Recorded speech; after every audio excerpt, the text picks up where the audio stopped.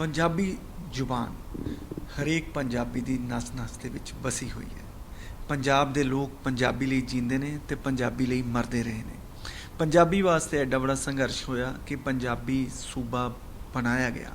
बहुत सारिया शहीदियाँ देनियां पईयां, कुर्बानियां देनियां पईयां, तद जाके सानू ये पंजाबी सूबा मिलिया। पर हुण 2020 दे विच पंजाब दे विच जो सरकार चल रही है वो पंजाबी दे प्रति बिल्कुल संजीदा नहीं है। पंजाब दे कई विभागां 'च पंजाबी नाल मतरई माँ वाला सलूक किया जा रहा है।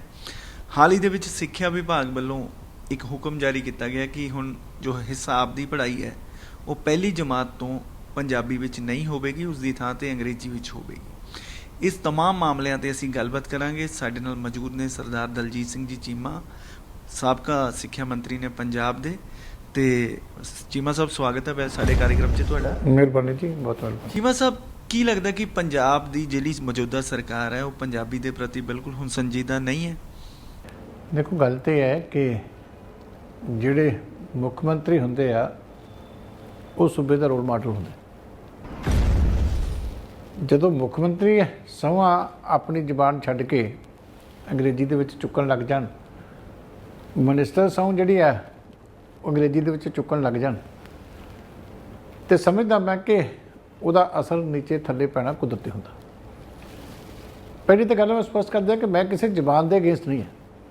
ਅੰਗਰੇਜ਼ੀ ਪੜ੍ਹਨੀ ਚਾਹੀਦੀ ਹੈ, ਜਿਹੜਾ ਪੜ੍ਹ ਸਕੇ, ਜਿਸ ਲੈਵਲ ਤੱਕ ਪੜ੍ਹ ਸਕੇ ਪੜ੍ਹੇ।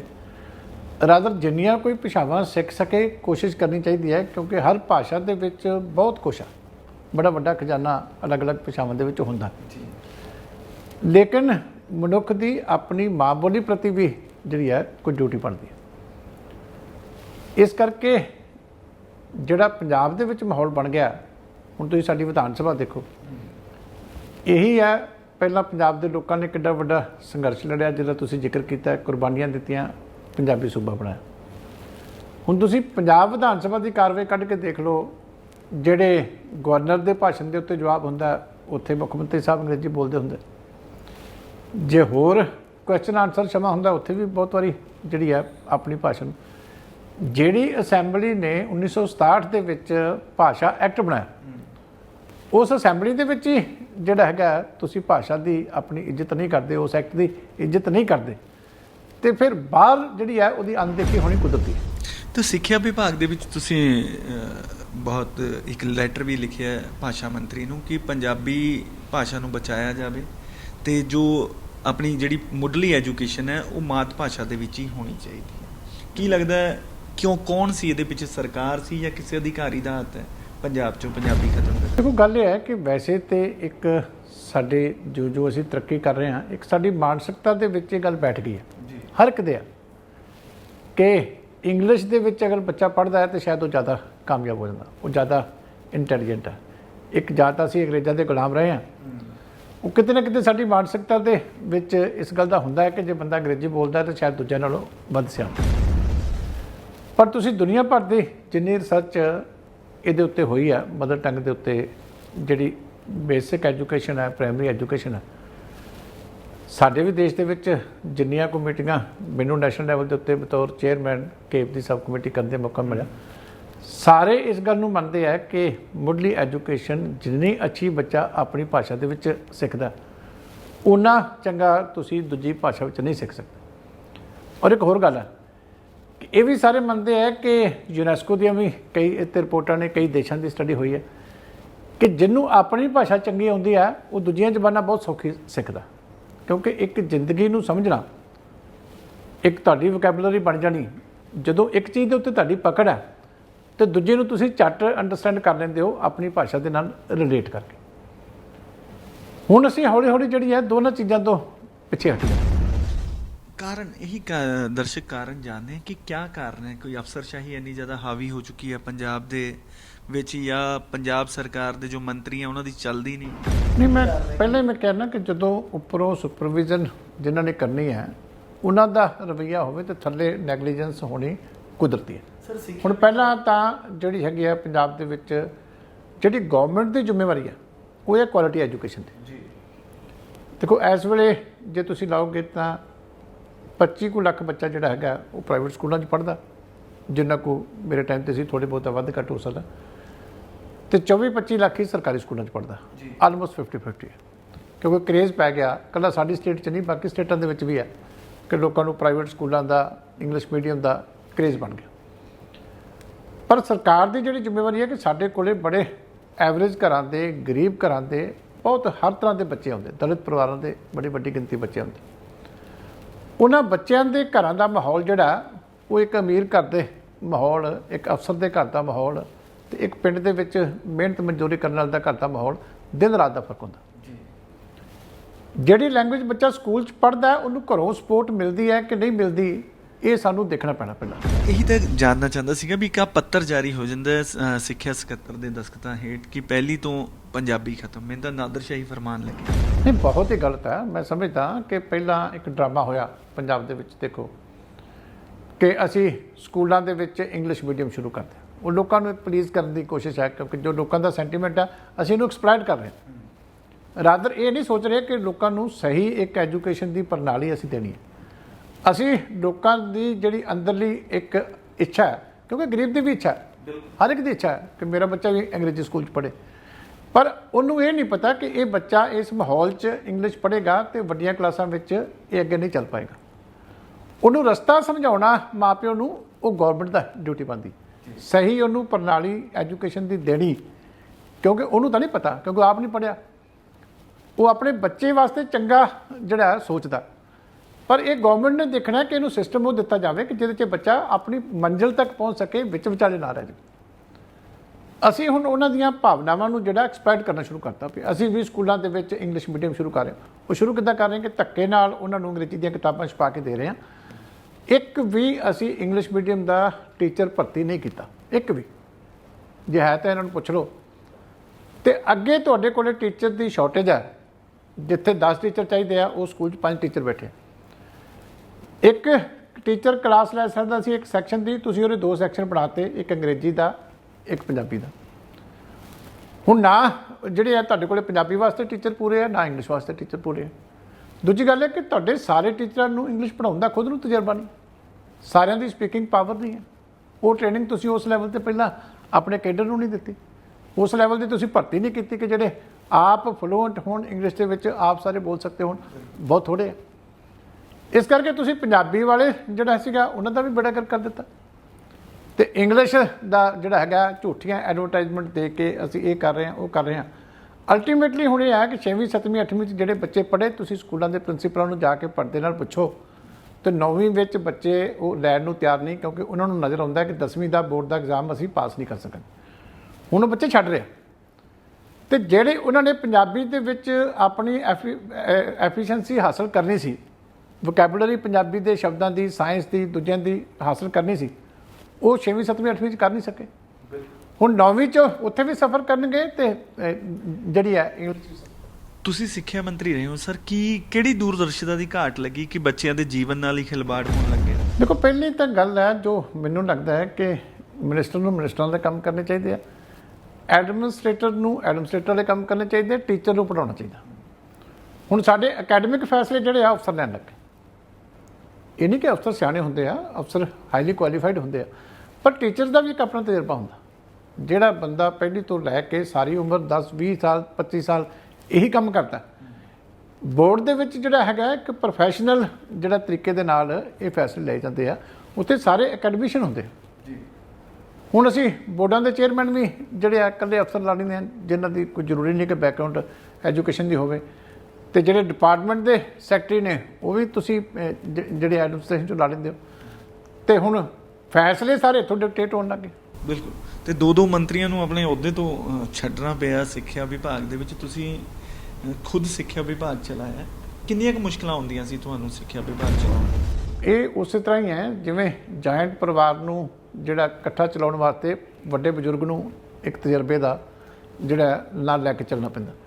ਬਹੁਤ ਵੱਡਾ ਹੀ 2.5 ਲੱਖ ਦੀ ਫੌਜ ਆ, ਇਹਨਾਂ ਸਾਰਿਆਂ ਨੂੰ ਇਕੱਠੇ ਕਰਕੇ ਰੱਖਣਾ, ਇੱਕ ਕੰਸੈਂਸਸ ਨਾਲ ਚੱਲਣਾ, ਔਰ ਸਾਰੀ ਪੜ੍ਹੀ ਲਿਖੀ ਕਮਿਊਨਿਟੀ ਹੈ। ਇਸ ਕਰਕੇ ਬੜਾ ਇੱਕ ਵੱਡਾ ਚੈਲੰਜ ਹੁੰਦਾ ਹੈ। ਇਸੇ ਕਰਕੇ ਜਿਹੜੇ ਤੁਸੀਂ ਫੈਸਲੇ ਕਰਨੇ ਆ ਤੁਹਾਡੇ ਕੰਸੈਂਸਸ ਦੇ ਹੋਣੇ ਚਾਹੀਦੇ। ਤੁਸੀਂ ਇਸ ਵੇਲੇ ਕੋਸ਼ਿਸ਼ ਹੈ ਕਿ ਤੁਸੀਂ ਇਹਨਾਂ ਨੂੰ ਦਬਾ ਕੇ, ਟੈਰਰ ਕ੍ਰੀਏਟ ਕਰਕੇ, ਉਹ ਜਿਹੜੇ ਟੈਂਪਰੇਰੀ ਫੇਸ ਹੁੰਦਾ, ਮੋਟੀਵੇਸ਼ਨ ਦੇ ਨਾਲ ਪੜ੍ਹੇ ਲਿਖੇ ਲੋਕ ਨੇ ਆਪੋ ਆਪਣੀਆਂ ਜ਼ਿੰਮੇਵਾਰੀਆਂ ਨੂੰ ਸਮਝਦੇ ਆ, ਨਾਲ ਲੈ ਕੇ ਚੱਲਣਾ ਪੈਂਦਾ ਸਾਰਿਆਂ ਨੂੰ, ਇਸ ਤਰੀਕੇ ਕੰਮ ਨਹੀਂ ਚੱਲਦਾ। ਪੰਜਾਬ ਦਾ 2017-18 ਚ 7ਵਾਂ ਰੈਂਕ ਸੀਗਾ ਪੂਰੇ ਹਿੰਦੁਸਤਾਨ ਦੇ ਵਿੱਚ, ਤੇ 2018-19 ਦੇ ਵਿੱਚ 13ਵਾਂ ਰੈਂਕ ਪਹੁੰਚ ਗਿਆ। ਤੇ ਵਾਹ ਹੀ ਬਹੁਤ ਖੱਟੀ ਜਾ ਰਹੀ ਹੈ ਵੀ ਸਕੱਤਰ ਸਾਹਿਬ ਨੇ ਬਹੁਤ ਵਧੀਆ ਕੰਮ ਕੀਤਾ, ਸਕੂਲਾਂ ਨੂੰ ਚਲਾਇਆ, ਬਹੁਤ ਹੀ ਐਨਰੋਲਮੈਂਟ ਵੱਧ ਰਹੀ ਹੈ ਸਕੂਲਾਂ ਦੇ ਵਿੱਚ। ਤੇ ਤੁਸੀਂ ਗੁੱਡ ਗਵਰਨੈਂਸ ਇੰਡੈਕਸ ਤੇ ਇੱਕੋ ਵਾਰੀ ਰਿਪੋਰਟ ਆਈ ਹੈ, ਮੇਰੇ ਟਾਈਮ ਦਾ ਡਾਟਾ, ਅਸੀਂ ਸੈਕੰਡ ਸੀਗੇ ਜੀ ਦੇਸ਼ ਦੇ ਵਿੱਚ। ਇਸ ਕਰਕੇ ਇਹ ਅੰਕੜੇ ਦੇਖਣੇ ਆ ਤਾਂ ਉਹ ਦੇਖ ਲੈਣ, ਪਰ ਅਸੀਂ ਕਦੀ ਉਸ ਗੱਲ ਦਾ ਸ਼ੋਰ ਨਹੀਂ ਪਾਇਆ। ਹਮੇਸ਼ਾ ਇੰਪਰੂਵਮੈਂਟ ਦੇ ਚਾਂਸਸ ਹੁੰਦੇ ਆ, ਜੇ ਤੁਸੀਂ ਥੋੜੇ ਪਿੱਛੇ ਵੀ ਹੋ ਤਾਂ ਮਿਹਨਤ ਕਰਕੇ ਅੱਗੇ ਜਾ ਸਕਦੇ ਹੋ। ਪਰ ਜੋ ਅੱਜ ਜਿਸ ਤਰੀਕੇ ਰਿਜ਼ਲਟ ਬਣਾਉਣ ਦੀਆਂ ਕੋਸ਼ਿਸ਼ਾਂ ਹੁੰਦੀਆਂ ਨੇ, ਉਹ ਮੈਂ ਸਮਝਦਾ ਕਿ ਸਾਡੀ ਅਕੈਡਮਿਕਸ ਵਾਸਤੇ ਕੋਈ ਅੱਛੀ ਗੱਲ ਨਹੀਂ ਹੈ ਕਿ ਅਸੀਂ ਇਹੀ ਕੋਸ਼ਿਸ਼ ਕਰੀਏ ਕਿ ਰਿਜ਼ਲਟ ਮੈਨੀਪੂਲੇਟ ਕਰਨੇ ਆ, ਹਰ ਲੈਵਲ ਤੇ ਇੰਟਰਫੀਅਰ ਕਰੀਏ, ਪੇਪਰ ਨਮੂਨਾ ਪੱਤਰ ਪਹਿਲਾਂ ਭੇਜੀਏ, ਉਹੀ ਪੇਪਰ ਸੈੱਟ ਕਰੀਏ। ਇਹ ਚੀਜ਼ਾਂ ਜਿਹੜੀਆਂ ਨੇ ਇਨ ਦੀ ਲੌਂਗ ਰਨ ਬੱਚਿਆਂ ਦੇ ਜਿਹੜੇ ਆ, ਤੁਸੀਂ ਇਹ ਨਹੀਂ ਕਹਿ ਸਕਦੇ ਕਿ ਤੁਸੀਂ ਅੱਗੇ ਵਧ ਰਹੇ ਹੋ, ਇਹ ਤੁਸੀਂ ਬੱਚਿਆਂ ਦੀਆਂ ਜੜ੍ਹਾਂ ਕਿਸੇ ਤਰੀਕੇ ਕਮਜ਼ੋਰ ਕਰ ਰਹੇ ਹੋ। ਹਾਂ ਦਰਸ਼ਕੋ, ਸਮਾਂ ਹੋ ਗਿਆ ਇੱਕ ਛੋਟੇ ਜਿਹੇ ਬ੍ਰੇਕ ਦਾ। ਬ੍ਰੇਕ ਤੋਂ ਬਾਅਦ ਫਿਰ ਹਾਜ਼ਰ ਹੁੰਦੇ ਹਾਂ, ਚੀਮਾ ਸਾਹਿਬ ਨਾਲ ਇੱਦਾਂ ਹੀ ਗੱਲ ਕਰਦੇ ਹਾਂ।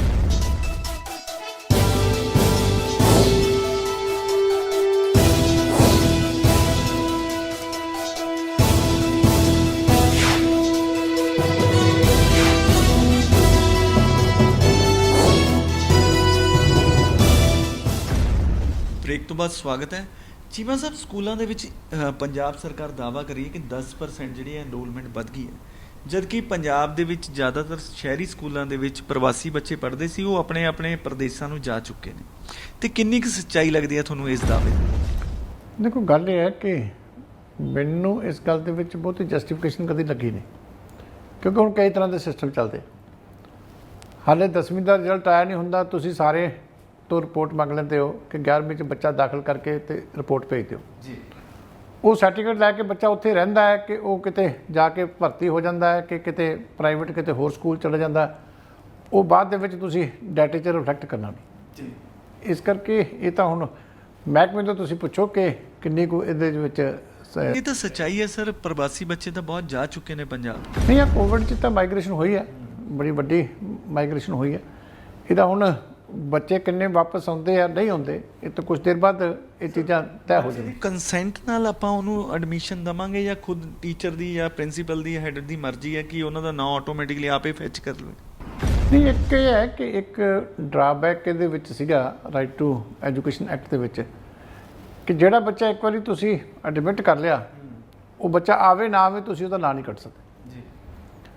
ਔਰ ਇਹਦੇ ਨਾਲ ਉਸੇ ਤਰ੍ਹਾਂ ਹੀ ਬੱਚਾ ਅੱਗੇ ਐਗਜ਼ਾਮ ਵੀ ਨਹੀਂ ਹੁੰਦਾ ਸੀਗਾ ਤੇ ਅਗਲੀ ਸਾਲ 'ਚ ਬੱਚਾ ਹੋਈ ਜਾਂਦਾ ਸੀ। ਇਹ ਆਪਣੇ ਵੇਲੇ ਮੈਂ ਇਹਨੂੰ ਥੋੜ੍ਹਾ ਜਿਹਾ ਚੇਂਜ ਕਰਾਇਆ ਸੀ ਆਪਣੇ ਲੈਵਲ 'ਤੇ, ਕਿਉਂਕਿ ਐਕਟ ਦਾ ਹਿੱਸਾ ਇਸ ਕਰਕੇ ਅਸੀਂ ਇਹ ਚੇਂਜ ਕਰਾਇਆ ਸੀ ਕਿ ਮੈਂ ਜਿਹੜੇ ਆਊਟ ਆਫ ਸਕੂਲ ਚਿਲਡਰਨ ਹੈਗੇ ਆ ਉਹਦਾ ਰਜਿਸਟਰ ਵੱਖਰਾ ਮੇਨਟੇਨ ਕਰੋ ਜੀ, ਕਿ ਜੇ ਉਹ ਨਹੀਂ ਆ ਰਿਹਾ ਉਹਨੂੰ ਲੋਕੇਟ ਕਰੋ ਕਿ ਕਿੱਥੇ ਆ ਬੱਚਾ, ਪੜ੍ਹਾਈ ਛੱਡ ਤਾਂ ਨਹੀਂ ਗਿਆ ਜਾਂ ਕਿਸੇ ਹੋਰ ਸਕੂਲ ਦਾਖਲ ਹੋਇਆ। ਉਹਦਾ ਅਸੀਂ ਆਊਟ ਆਫ ਸਕੂਲ ਚਿਲਡਰਨ ਦਾ ਇੱਕ ਵੱਖਰਾ ਰਜਿਸਟਰ ਮੇਨਟੇਨ ਸ਼ੁਰੂ ਕੀਤਾ ਸੀ ਵੀ ਜਿਹੜਾ ਰੈਗੂਲਰ ਰਜਿਸਟਰ ਹੈ ਉਹਦੇ ਵਿੱਚ ਜਿਹੜੇ ਬੱਚੇ ਤੁਹਾਡੇ ਕੋਲ ਰੋਜ਼ ਸਕੂਲ ਜਾ ਕੇ ਪੜ੍ਹਦੇ ਆ ਉਹੀ ਨਾਲ। ਇਹ ਨਹੀਂ ਵੀ ਜੇ ਇੱਕ ਦਿਨ ਆਇਆ ਸੀ ਤੇ ਉਦੋਂ ਬਾਅਦ ਸਾਰਾ ਸਾਲ ਆਇਆ ਨਹੀਂ ਤੇ ਤੁਸੀਂ ਉਹਨੂੰ ਗਿਣਤੀ ਦੇ ਵਿੱਚ ਐਂਟਰ ਕਰੋ। ਕਿਉਂਕਿ ਮੇਰੇ ਵੇਲੇ ਇਹ ਸੀ ਜਦੋਂ ਅਸੀਂ 5ਵੀਂ ਤੇ 8ਵੀਂ ਦਾ ਐਗਜ਼ਾਮ ਆਪ ਸ਼ੁਰੂ ਕੀਤਾ ਸੀ, ਵੈਸਟਰਨ ਨੈਸ਼ਨਲ ਲੈਵਲ ਤੇ ਬੰਦ ਹੋ ਗਿਆ ਸੀ, ਤੇ ਮੈਂ ਦੇਖਿਆ ਸੀ ਕਿ ਜਿਹੜੀ ਐਕਚੁਅਲ 5ਵੀਂ ਦੇ ਵਿੱਚ ਗਿਣਤੀ ਸਾਡੇ ਕੋਲ ਰਿਕਾਰਡ 'ਚ ਸਟੈਂਡ ਕਰਦੀ ਹੈ ਉਹਦਾ ਔਰ ਜਿੰਨੇ ਬੱਚੇ ਐਗਜ਼ਾਮ 'ਚ ਅਪੀਅਰ ਹੋਏ 10,000 ਬੱਚੇ ਦਾ ਫਰਕ ਸੀ ਜੀ। ਫਿਰ ਉਦੋਂ ਮੈਂ ਸਾਰੇ ਕਿ ਇਹ ਗੈਪ ਕਿੱਥੇ ਗਿਆ ਕਿ ਬੱਚਾ ਇੰਨੇ ਐਗਜ਼ਾਮ 'ਚ ਕਿਉਂ ਅਪੀਅਰ ਨਹੀਂ ਹੋਏ, ਉਹਦੇ 'ਚੋਂ ਫਿਰ ਇਹ ਚੀਜ਼ ਸਾਹਮਣੇ ਆਈ ਸੀ ਕਿ ਬੱਚੇ ਐਕਚੁਅਲੀ ਉਹ ਹੈ ਹੀ ਨਹੀਂ, ਐਡਮਿਟ ਹੋਏ ਸੀ ਪਰ ਰਜਿਸਟਰ 'ਚੋਂ ਨਾਮ ਨਹੀਂ ਕੱਟੇ ਜਾਂਦੇ। ਫਿਰ ਅਸੀਂ ਉਦੋਂ ਇੱਕ ਫੈਸਲਾ ਕੀਤਾ ਸੀ ਆਪਣੇ ਡਿਪਾਰਟਮੈਂਟ ਦੇ ਲੈਵਲ 'ਤੇ ਕਿ ਆਊਟ ਆਫ ਸਕੂਲ ਵਾਲੇ ਬੱਚਿਆਂ ਦਾ ਇੱਕ ਰਜਿਸਟਰ ਵੱਖਰਾ ਮੇਨਟੇਨ ਹੋਏ ਤਾਂ ਜੋ ਟਰਾਂਸਪੇਰੈਂਸੀ ਰਹੇ, ਕਿ ਸਾਨੂੰ ਪਤਾ ਹੋਵੇ ਕਿ ਸਾਡੇ ਕੋਲ ਇੰਨੇ ਬੱਚੇ ਆ ਔਰ ਇਹਨੇ ਕੰਮ। ਬੱਚਿਆਂ ਦੀ ਐਨਰੋਲਮੈਂਟ ਵਧਾਉਣ ਵਾਸਤੇ ਟੀਚਰਾਂ ਨੂੰ ਐਕਸਟਰਾ ਆਰਡੀਨਰੀ ਪ੍ਰੈਸ਼ਰਾਈਜ਼ ਕੀਤਾ ਜਾ ਰਿਹਾ, ਉਹਨਾਂ ਦੀ ਐਕਸਪਲੇਨੇਸ਼ਨ ਕਾਲ ਕੀਤੀ ਜਾ ਰਹੀ ਹੈ ਵੀ ਤੁਸੀਂ ਪ੍ਰਾਈਵੇਟ ਸਕੂਲਾਂ ਦੇ ਬੱਚੇ ਹਟਾ ਕੇ ਲਿਆਓ। ਕੀ ਇਹ ਟੀਚਰਾਂ ਦੀ ਜ਼ਿੰਮੇਵਾਰੀ ਹੈ? ਟੀਚਰਾਂ ਦਾ ਕੰਮ ਤਾਂ ਪੜ੍ਹਾਉਣਾ ਹੈ ਸਰ। ਨਹੀਂ, ਦੇਖੋ ਗੱਲ ਇਹ ਹੈ ਕਿ ਜਿਹੜੀ ਐਨਰੋਲਮੈਂਟ ਤੇ ਤੁਹਾਡੀ ਤਾਂ ਵਧੇਗੀ ਜਦੋਂ ਤੁਸੀਂ ਕੰਪੀਟੀਸ਼ਨ ਦੇ ਵਿੱਚ ਪ੍ਰਾਈਵੇਟ ਨਾਲੋਂ ਅੱਗੇ ਨਿਕਲੋਗੇ, ਜਦੋਂ ਤੁਸੀਂ ਮਾਹੌਲ ਆਪਣਾ ਸਕੂਲਾਂ ਦਾ ਬੈਟਰ ਕਰੋਗੇ, ਜਦੋਂ ਕੁਆਲਿਟੀ ਐਜੂਕੇਸ਼ਨ ਤੁਹਾਡੀ ਇੰਪਰੂਵ ਕਰੇਗੀ। ਫਿਰ ਕੋਈ ਕਾਰਨ ਨਹੀਂ, ਥੋੜ੍ਹਾ ਸਮਾਂ ਲੱਗਦਾ। ਕਿਸੇ ਵੇਲੇ ਸਰਕਾਰੀ ਸਕੂਲ ਹੀ ਸ਼ਾਨ ਹੁੰਦੇ ਸੀਗੇ, ਇੱਕ ਦੌਰ ਆਇਆ ਕਿ ਬਹੁਤ ਪਿੱਛੇ ਚਲੇ ਗਏ, ਪ੍ਰਾਈਵੇਟਾਈਜੇਸ਼ਨ ਹਾਵੀ ਹੋ ਗਈ। ਹੁਣ ਫਿਰ ਵਿੱਚ ਜਿਹੜੀ ਆ ਇੰਪਰੂਵਮੈਂਟ ਹੋਈ ਆ, ਪਰ ਇਹ ਕਿ ਕੰਸਿਸਟੈਂਟ ਉਹਦੇ ਵਾਸਤੇ ਇੱਕ ਲੋਕਾਂ ਦਾ ਵਿਸ਼ਵਾਸ ਜਿੱਤਣਾ ਪੈਣਾ। ਇਹ ਸਹਿਜ ਨਾਲ ਚੱਲ ਸਕਦਾ ਡਿਪਾਰਟਮੈਂਟ, ਜ਼ਿਆਦਾ ਤੇਜ਼ੀ ਨਾਲ ਨਹੀਂ। ਇਹ ਤਾਂ ਕਈ ਵਾਰ ਤਾਂ ਇੰਜ ਪ੍ਰਤੀਤ ਹੋ ਰਿਹਾ ਕਿ ਪ੍ਰਾਈਵੇਟ ਲਿਮਟਿਡ ਤੌਰ ਤੇ ਚੱਲ ਰਿਹਾ ਵੀ ਐਜੂਕੇਸ਼ਨ ਡਿਪਾਰਟਮੈਂਟ ਦੇ ਵਿੱਚ ਰਾਜਤੰਤਰ ਹੈ, ਲੋਕਤੰਤਰ ਨਾਂ ਦੀ ਤਾਂ ਕੋਈ ਚੀਜ਼ ਨਹੀਂ, ਨਾ ਇੱਥੇ ਕੋਈ ਲੋਕਾਂ ਦਾ ਚੁਣਿਆ ਹੋਇਆ ਨੁਮਾਇੰਦਾ ਵਜ਼ੀਰ ਨਜ਼ਰ ਆਉਂਦਾ। ਨਹੀਂ, ਇਸ ਵੇਲੇ ਤਾਂ ਬੜੇ ਕੀਤੇ ਜਾਂਦੇ ਆ, ਉਹ ਸਿੱਖਿਆ ਸਕੱਤਰ ਵੱਲੋਂ ਕੀਤੇ ਜਾਂਦੇ। ਇਸ ਵੇਲੇ ਤਾਂ ਬੜਾ ਸਹਿਮ ਦਾ ਤੇ ਟੈਰਰ ਦਾ ਮਾਹੌਲ ਹੈ। ਮੈਂ ਵੀ ਪਤਾ, ਕਿਉਂਕਿ ਪੁਰਾਣੇ ਕਾਫੀਆਂ ਨਾਲ ਮੇਲ ਜੋਲ ਹੁੰਦਾ ਰਹਿੰਦਾ। ਇਹ ਇੱਕ ਹੈਗਾ ਕਿ ਬੜਾ ਪੀਸ ਵਾਲਾ ਡਿਪਾਰਟਮੈਂਟ ਆ, ਕਿ ਬੜੇ ਆਰਾਮ ਨਾਲ, ਸਹਿਜ ਨਾਲ, ਕਿਉਂਕਿ ਐਜੂਕੇਸ਼ਨ ਦਾ ਜਿੰਨੀ ਦੇਰ ਮਾਹੌਲ ਨਹੀਂ ਬਣਦਾ ਤੁਹਾਡਾ ਸਕੂਲ ਦਾ, ਉਹਦੇ ਨਾਲ ਹੀ ਤੁਹਾਡੀ ਤਰੱਕੀ ਹੁੰਦੀ ਹੈ। ਇਸ ਕਰਕੇ ਮੈਨੂੰ ਤਾਂ ਹਮੇਸ਼ਾ ਹੀ ਇਹੀ ਚੰਗਾ ਲੱਗਦਾ ਕਿ ਪੀਸਫੁਲੀ ਸਕੂਲ ਚੱਲਣਾ ਚਾਹੀਦਾ, ਟੀਚਰ ਨੂੰ ਰਿਲੈਕਸ ਹੋ ਕੇ ਬੈਠਣਾ ਚਾਹੀਦਾ, ਤਾਂ ਹੀ ਉਹ ਬੱਚਿਆਂ ਨੂੰ ਸਹੀ ਜਿਹੜੀ ਆ ਉਹ ਐਜੂਕੇਸ਼ਨ ਦੇ ਸਕਦੇ। ਟੀਚਰਸ ਨੂੰ ਲੱਗਦਾ ਵੀ ਰਿਲੈਕਸ ਤੁਸੀਂ ਮਿਲਦੇ ਹੋਣੇ? ਅੱਜ ਤਾਂ ਜ਼ਿਆਦਾ ਟੈਨਸ਼ਨ 'ਚ ਲੱਗਦਾ। ਸਰ, ਇਹ ਕੋਵਿਡ ਦੇ ਟਾਈਮ ਦੇ ਵਿੱਚ ਆਨਲਾਈਨ ਐਜੂਕੇਸ਼ਨ ਦਾ ਜੋ ਦਾਵਾ ਦਮ ਭਰਿਆ ਜਾ ਰਿਹਾ ਹੈ, ਤੇ ਤੁਸੀਂ ਪਹਿਲਾਂ ਵੀ ਕਿਹਾ ਗਰੀਬ ਬੱਚੇ ਹੈ, ਬਹੁਤ ਹੀ ਘੱਟ ਆਮਦਨ ਵਾਲੇ ਬੱਚੇ ਹੈ, ਤੇ ਉਹਨਾਂ ਦੇ ਘਰ ਤਾਂ ਮੋਬਾਈਲ ਵੀ ਨਹੀਂ ਹੈਗਾ। ਕਈ ਵਾਰ ਤਾਂ ਪੇਰੈਂਟਸ ਕੋਲ ਮੋਬਾਈਲ ਲੈ ਕੇ ਦੇਣ ਦੀ ਵੀ ਹਿੰਮਤ ਨਹੀਂ ਹੁੰਦੀ, ਤੇ ਮਾਨਸਾ ਜ਼ਿਲ੍ਹੇ 'ਚ ਇੱਕ ਬੱਚੀ ਨੇ ਇਸ ਕਰਕੇ ਸੁਸਾਈਡ ਵੀ ਕਰ ਲਿੱਤੀ। ਦੇਖੋ, ਐਕਸਟਰਾ ਆਰਡੀਨਰੀ ਸਥਿਤੀ ਹੈਗੀ ਹੈ, ਇਹਦੇ 'ਚ ਕਾਫੀ ਪ੍ਰੋਬਲਮ ਹੈਗੀ। ਇਹ ਹੈ ਕਿ ਇਹ ਸਥਿਤੀ ਖੈਰ ਕਿਸੇ ਨੇ ਵੀ ਕਦੀ ਉਮੀਦ ਨਹੀਂ ਕੀਤੀ ਸੀ ਕਿ ਇਸ ਲੈਵਲ ਤੱਕ ਆਏਗਾ। ਇਸ ਤਰ੍ਹਾਂ ਲੰਬਾ ਸਮਾਂ ਸਕੂਲ ਬੰਦ ਹੋ ਜਾਣਗੇ। ਕੁਛ ਐਫਰਟ ਹੋਈ ਹੈ ਆਨਲਾਈਨ ਦੀ, ਪਰ ਆਨਲਾਈਨ ਵੀ ਛੋਟੇ ਬੱਚਿਆਂ ਵਿੱਚ ਲਾਗੂ ਕਰਨਾ ਬੜਾ ਮੁਸ਼ਕਿਲ ਆ। ਉਹ ਵੀ ਸਬਜੈਕਟ ਟੂ ਸਬਜੈਕਟ ਵੇਰੀ ਕਰਦਾ। ਹੁਣ ਤੁਸੀਂ ਤਾਂ ਆਨਲਾਈਨ ਪੜ੍ਹਾ ਰਹੇ ਹੋ, ਲੇਕਿਨ ਜਿਹੜੇ ਬੱਚੇ ਪਿੰਡਾਂ 'ਚ ਪੜ੍ਹ ਰਹੇ ਆ, ਉਹ ਕਿਸੇ ਦਾ ਨੈੱਟ ਚੱਲਦਾ ਹੈ ਕਿ ਨਹੀਂ ਚੱਲਦਾ। ਬਹੁਤ ਸਾਰੇ ਪਿੰਡਾਂ 'ਚ ਅਸੀਂ ਵੀ ਜਾਂਦੇ ਹਾਂ, ਜਦੋਂ ਘੁੰਮਦੇ ਹਾਂ, ਅਤੇ ਕਈ ਵਾਰੀ ਕਈ ਘੰਟੇ ਸਾਡਾ ਮੋਬਾਈਲ ਵੀ ਜਿਹੜਾ ਨੈਟਵਰਕ ਤੋਂ ਬਾਹਰ ਹੁੰਦਾ। ਇਸ ਕਰਕੇ ਅਲੱਗ-ਅਲੱਗ ਬੜੀਆਂ ਵੱਡੀਆਂ ਡਿਫੀਕਲਟੀਜ਼ ਨੇ। ਤੁਸੀਂ ਇਹ ਨਹੀਂ ਕਹਿ ਸਕਦੇ ਕਿ ਇਹ ਸਿਸਟਮ ਸਾਰੇ ਥਾਂ ਇੱਕੋ ਜਿਹਾ ਹੀ। ਸ਼ਹਿਰ ਦੇ ਵਿੱਚ ਸਥਿਤੀ ਹੋਰ ਆ, ਕਸਬੇ 'ਚ ਹੋਰ ਆ, ਪਿੰਡ 'ਚ ਹੋਰ ਆ। ਫਤਿਹਗੜ੍ਹ ਸਾਹਿਬ ਦੇ ਗੜਾਂਗਾ ਜ਼ਿਲ੍ਹੇ ਦਾ ਇੱਕ ਹੈੱਡਮਾਸਟਰ ਸੀਗਾ ਮੋਹਾਲੀ ਦਾ ਹੀ, ਅਤੇ ਉਹ ਜੋ ਜ਼ੂਮ ਐਪ 'ਤੇ ਜੋ ਵੈਬੀਨਾਰ ਹੋ ਰਿਹਾ ਸੀ, ਉਹਦੇ 'ਤੇ ਉਹ ਕੁਛ ਮਿੰਟ ਲਈ ਅਟੈਂਡ ਨਹੀਂ ਕਰ ਪਾਏ, ਅਤੇ ਉਹਨਾਂ ਨੂੰ ਸਸਪੈਂਡ ਕਰ ਦਿੱਤਾ ਗਿਆ। ਨਾ ਕਾਰਨ ਦੱਸੋ ਨੋਟਿਸ, ਨਾ ਕੁਛ। ਨੈਟ ਦੀ ਵੀ ਪ੍ਰੋਬਲਮ ਹੋ ਸਕਦੀ ਹੈ, ਤੇ ਬਿਨਾਂ ਕਾਰਨ ਦੱਸੋ ਨੋਟਿਸ ਮਤਲਬ ਕਿ ਸਸਪੈਂਸ਼ਨ ਅਲਾਊਡ ਹੈ? ਸਰ, ਤੁਸੀਂ ਸਿੱਖਿਆ ਮੰਤਰੀ ਰਹੇ। ਉਹ ਗੱਲ ਇਹ ਹੈ ਕਿ ਹਮੇਸ਼ਾ ਹੀ ਜਦੋਂ ਤੁਸੀਂ ਕਿਸੇ ਤਾਕਤ 'ਚੋਂ, ਤੇ ਉਹਦਾ ਇਸਤੇਮਾਲ ਬੜਾ ਸੋਚ ਕੇ ਕਰਨਾ ਚਾਹੀਦਾ। ਗਲਤੀਆਂ ਹੁੰਦੀਆਂ ਨੇ, ਪਰ ਮਾਫ ਕਰਨਾ ਜਿਹੜਾ ਹੈਗਾ ਇਹ ਵੀ ਇੱਕ ਬੜਾ ਵੱਡਾ ਗੁਣ ਹੁੰਦਾ। ਕਹਿਣਾ ਵੀ ਪੈਂਦਾ, ਸਮਝਾਉਣਾ ਵੀ ਪੈਂਦਾ, ਪਰ ਇਹਦੀ ਲੌਂਗ ਰਨ ਛੋਟੀਆਂ ਗੱਲਾਂ ਛੋਟੇ ਥਾਂ 'ਤੇ ਹੀ ਸਮਾਪਤ ਕਰ ਦੇਣੀਆਂ ਚਾਹੀਦੀਆਂ ਨੇ। ਹੁਣ ਸਾਡੇ ਵਿਧਾਨ ਸਭਾ 'ਚ ਸਾਡੇ MLA ਸੁੱਤੇ ਹੁੰਦੇ ਨੇ, ਪਾਰਲੀਮੈਂਟ 'ਚ ਸਾਡੇ MP ਸੁੱਤੇ ਹੁੰਦੇ ਨੇ, ਔਰ ਕਈ ਵਾਰੀ ਉਹ ਵੀ ਬੇਵਸ ਹੁੰਦੇ ਆ, ਬੜਾ ਲੰਬਾ ਟਰੈਵਲ ਕਰਕੇ ਆਉਂਦੇ ਆ। ਕਈ ਵਾਰੀ ਮਾਹੌਲ ਹੀ ਬੋਰਿੰਗ ਹੁੰਦਾ ਅਤੇ ਬੰਦਾ ਬੈਠਾ ਥਕਾਵਟ 'ਚ ਹੁੰਦਾ। ਕਈ ਵਾਰੀ ਹੋ ਸਕਦਾ ਕਿ ਫਿਜ਼ੀਕਲੀ ਬੰਦਾ ਨਾ ਠੀਕ ਹੋਵੇ ਅਤੇ ਫਿਰ ਵੀ ਆ ਗਿਆ ਹੋਵੇ। ਇਸ ਕਰਕੇ ਕਈ ਗੱਲਾਂ ਹੁੰਦੀਆਂ ਨੇ।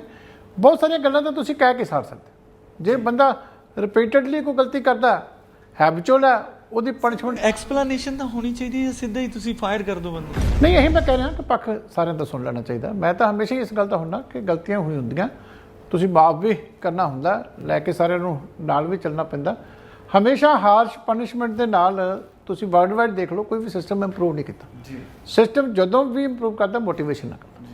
ਤੁਸੀਂ ਜ਼ਿੰਮੇਵਾਰੀ ਦਾ ਅਹਿਸਾਸ ਕਰਾਓ, ਉਹਦੇ ਨਾਲ ਹੀ ਸਿਸਟਮ ਇੰਪਰੂਵ ਕਰਦਾ। ਕਦੀ ਹਾਰਸ਼ ਪਨਿਸ਼ਮੈਂਟ ਟਾਈਮ ਦੇ ਵਿੱਚ ਪੰਜਾਬ ਨੰਬਰ 2 ਦੀ ਸਥਿਤੀ 'ਚ ਆ ਗਿਆ ਸੀ, ਤਾਂ ਕਿੱਦਾਂ ਦੀ ਮੋਟੀਵੇਸ਼ਨ ਦਿੱਤੀ? ਕੀ ਸਲਾਹ ਦੋਗੇ ਅੱਜ ਦੇ ਮੌਜੂਦਾ ਸਿੱਖਿਆ ਮੰਤਰੀ ਨੂੰ? ਨਹੀਂ, ਚਲੋ ਇਹ ਤਾਂ ਆਪਣੀ ਥਾਂ 'ਤੇ ਮੇਰੇ ਨਾਲੋਂ ਘੱਟ ਸਿਆਣੇ ਨਹੀਂ, ਬਹੁਤ ਸਿਆਣੇ ਆ, ਲੇਕਿਨ ਮੇਰੀ ਇੱਕ ਕੋਸ਼ਿਸ਼ ਹਮੇਸ਼ਾ ਹੀ ਰਹੀ ਹੈ ਕਿ ਕੰਸੈਂਸਸ ਦੇ ਨਾਲ ਅਸੀਂ ਫੈਸਲੇ ਵੀ ਜਿਹੜਾ ਉਦੋਂ ਐਜੂਕੇਸ਼ਨ ਡਿਪਾਰਟਮੈਂਟ 'ਚ ਲੈਂਦੇ ਸੀ। ਤੁਸੀਂ ਦੇਖੋ, ਇੰਨਾ ਲੰਬਾ ਸਮਾਂ ਇੰਨੇ ਵੱਡੇ ਫੈਸਲੇ ਅਸੀਂ ਕੀਤੇ, ਇੱਕ ਵੀ ਫੈਸਲਾ ਚੇਂਜ ਨਹੀਂ ਕਰਨਾ ਪਿਆ।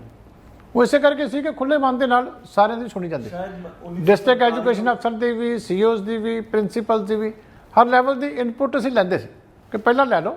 ਹੋ ਸਕਦਾ ਕੋਈ ਵੀ ਜਿਹੜੇ ਆਪਣੇ ਤਜਰਬੇ ਤੋਂ ਚੰਗੀ ਗੱਲ ਕਵੇ, ਤੇ ਜਦੋਂ ਸਾਰਾ ਕੁਝ ਸੋਚ ਕੇ ਫੈਸਲਾ ਲੈਂਦੇ ਸੀ ਤੇ ਫਿਰ ਫੈਸਲੇ ਸਟੈਂਡ। 47 ਤੋਂ ਲੈ ਕੇ ਹੁਣ ਤੱਕ ਤੁਸੀਂ ਸਭ ਤੋਂ ਕਾਮਯਾਬ ਸਿੱਖਿਆ ਮੰਤਰੀ ਰਹੇ ਹੋ, ਤੇ ਇੱਕ ਟਰਾਂਸਪੋਰਟ ਦੀ ਗੱਲ ਕਰ ਰਹੇ ਸੀ ਆਪਾਂ ਕਿ ਤੁਸੀਂ ਜਦੋਂ ਚੇਅਰਮੈਨ ਸੀਗੇ ਕੇਂਦਰੀ ਕਮੇਟੀ ਦੇ, ਤੇ ਬੱਚਿਆਂ ਨੂੰ ਇੱਕ ਸਕੂਲ ਤੋਂ ਦੂਜੇ ਸਕੂਲ ਤੱਕ ਜਾਣ ਲਈ ਕਿਆ ਸਰਕਾਰ ਕੋਲ ਕੋਈ ਇੱਦਾਂ ਦੀ ਫੈਸਿਲਿਟੀ ਨਹੀਂ ਹੋਣੀ ਚਾਹੀਦੀ ਵੀ ਉਹਨਾਂ ਨੂੰ ਆਪਾਂ ਟਰਾਂਸਪੋਰਟ ਫੈਸਿਲਿਟੀ ਅਵੇਲ ਕਰਾਈਏ? ਦੇਖੋ, ਕੁਛ ਦਿੱਕਤਾਂ ਰਾਈਟ ਟੂ ਐਜੂਕੇਸ਼ਨ ਐਕਟ ਨੇ ਬਹੁਤ ਕ੍ਰੀਏਟ ਕੀਤੀਆਂ, ਕਿਉਂਕਿ ਵੈਸਟ ਦਾ ਮਾਡਲ ਅਸੀਂ ਬਿਨਾਂ ਟੈਸਟ ਕੀਤੇ ਆਪਣੀ ਧਰਤੀ 'ਤੇ ਲਿਆ ਕੇ ਉਸ ਵੇਲੇ ਕਪਿਲ ਸਿੱਬਲ ਜੀ ਨੇ ਖੜਾ ਕਰ ਦਿੱਤਾ।